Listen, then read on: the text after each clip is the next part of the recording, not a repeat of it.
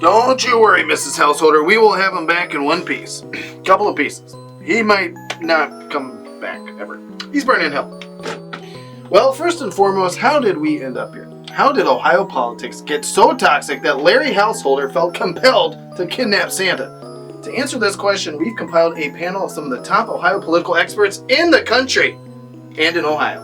In terms of 2020, what are some of the good, some of the bad, the biggest stories of the year that you were involved with personally or that you had a front seat to, perhaps? Okay. Well, I mean, obviously my campaign was a highlight of 2020 Ohio politics. I think we can. I would agree. We were so glad you were there. HB6 and just how corrupt the Republican state legislature is was a pretty profound story. Hard to say it was surprising. I think the only thing that folks found really surprising about it was just like the scale of the scandal. The biggest political bribery scandal in state history, $61 million bribery scandal controlled by the Speaker of the Ohio House. We can't gloss over HB6, that crazy bullshit bill that creates the Ohio Clean Air Program, but was really just a nuclear bailout that has gotten a bunch of Republicans hucked in prison, Larry Householder being one of them. And it all comes back to Neil Clark, Ohio's famous, repeatedly arrested, repeatedly harangued by the FBI Republican lobbyist who just seems to be knee-deep in this bullshit every time you turn around. He's the same guy trying to keep us from regulating payday lenders a few years back and almost went to prison for that. That's definitely a big story. And then just the abysmal management of COVID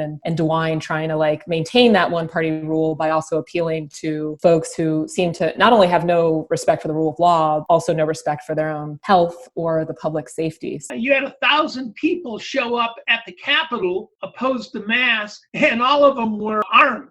So you didn't see that in the older conservative Ohio.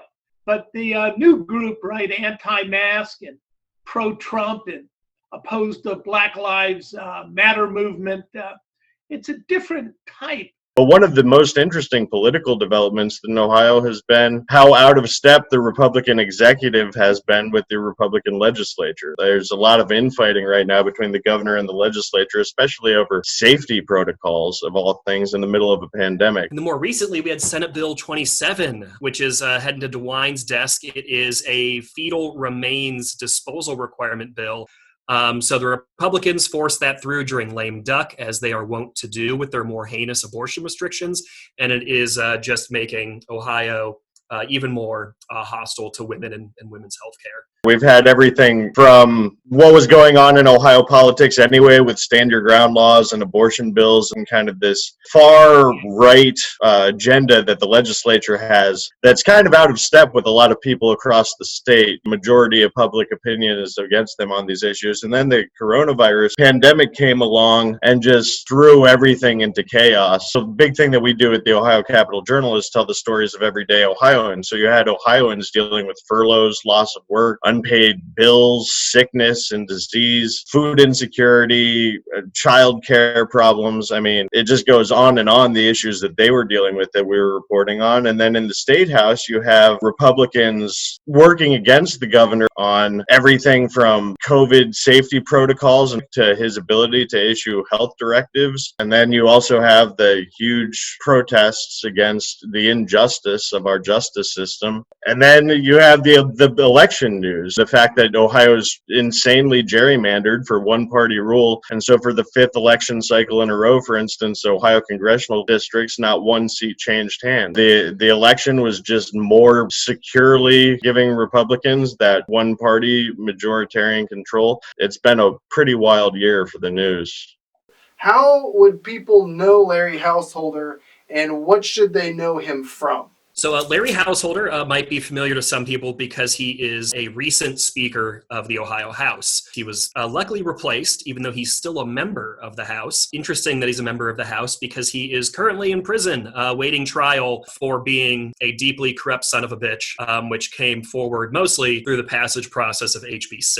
In trying to bail out nuclear companies that were irresponsible and also put the burden on Ohio taxpayers to cover the bailout. He's a pretty illustrious illustrious character in Ohio politics. The man's been taking kickbacks, greasing palms, along with Neil Clark pretty regularly, and that all came to the forefront with this incredibly corrupt bill that for some reason the Republicans, even though they control both chambers and have the governor, have not seen fit to repeal, which is super bizarre given that it was clearly passed through one of the most corrupt bill processes we've seen in this state. He and several others are under indictment, and the investigations are continuing. The FBI just raided the Public Utility Commissioner's house. And just also the sturdiness of Larry Householder, his ability to take that scandal, keep moving, and not be held accountable. Also a classic Ohio story.